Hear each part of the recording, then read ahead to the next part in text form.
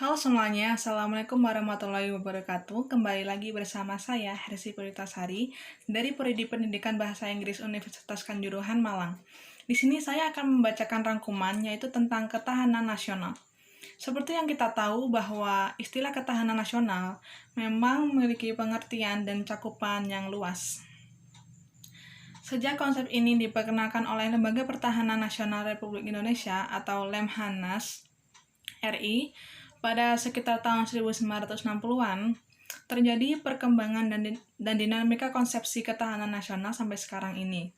Secara etimologi, ketahanan berasal dari kata tahan yang berarti tabah, kuat, menguasai diri, gigih, dan tidak mengenal menyerah.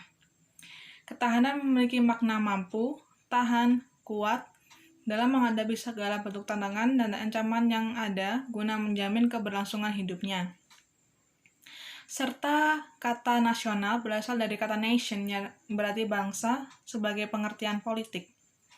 Bangsa dalam pengertian politik adalah persekutuan hidup dari orang-orang yang telah bernegara. Ketahanan nasional secara etimologi dapat diartikan sebagai mampu, kuat, dan tangguh dari sebuah bangsa dalam pengertian politik. Jadi, apakah sebenarnya yang dimaksud dengan ketahanan nasional? Jadi, menurut salah seorang ahli, Ketahanan Nasional Indonesia GPH.S. Suryomataraman, definisi ketahanan nasional mungkin berbeda-beda karena penyusun definisi melihatnya dari sudut pandang yang berbeda pula. Menurutnya, ketahanan nasional memiliki lebih dari satu wajah. Maksudnya, dengan perkataan lain, ketahanan nasional berwajah ganda, yaitu ketahanan nasional sebagai konsepsi, ketahanan nasional sebagai kondisi, dan ketahanan nasional sebagai strategi. Dalam Himpunan Lemhanas tahun 1980.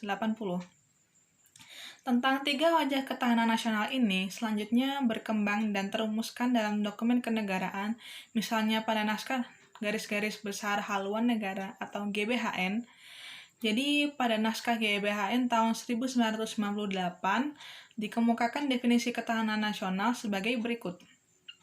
1.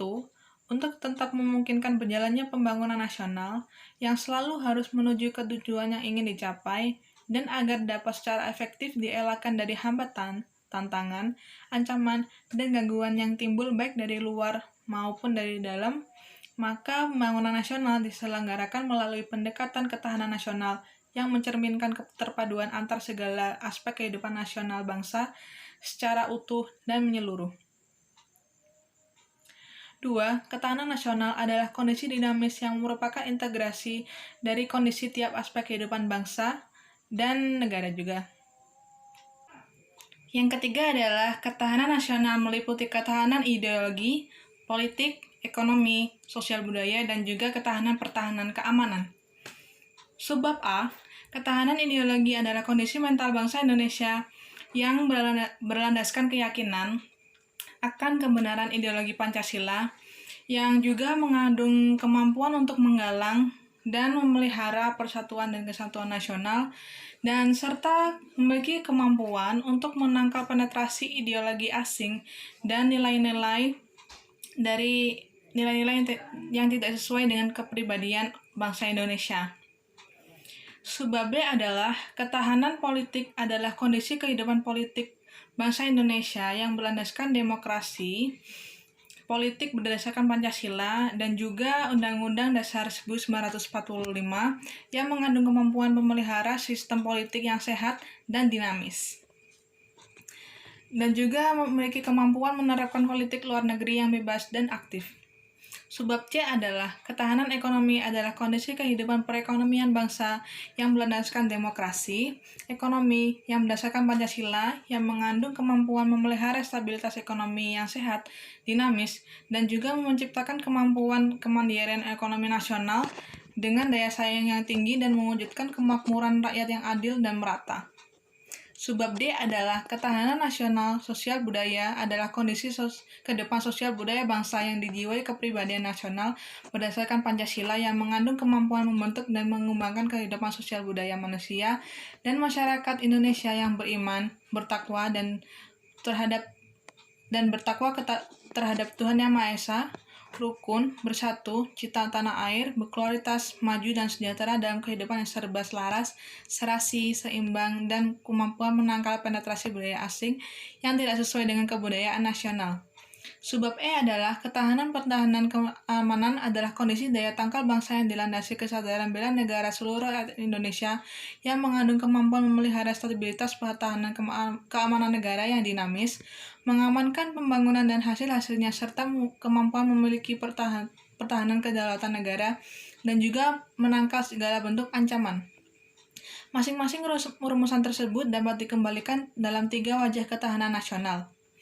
Istilah bela negara dapat kita temukan dalam rumusan pasal 27 ayat 3 Undang-Undang Dasar Negara Republik Indonesia tahun 1945 pasal 27 ayat 3 yang menyatakan setiap warga negara berhak dan wajib ikut serta dalam upaya pembelaan negara.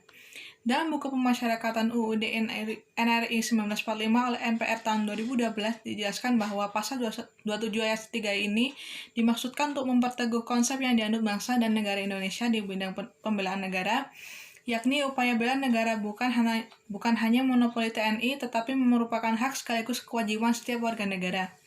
Oleh karena itu, tidak benar jika ada anggapan bela negara berkaitan dengan militer atau militerisme, dan seolah-olah kewajiban dan tanggung jawab untuk membela negara hanyalah terletak pada Tentara Nasional Indonesia saja.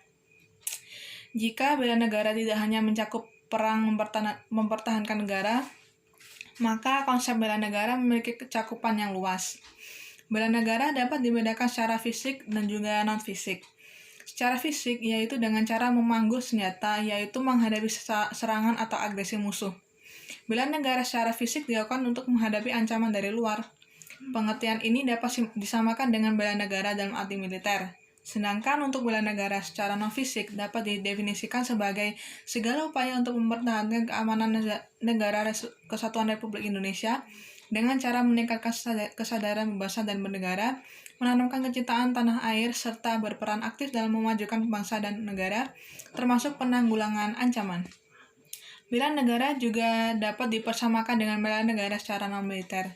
Jadi itulah penjelasan saya mengenai ketahanan negara dan juga bela negara.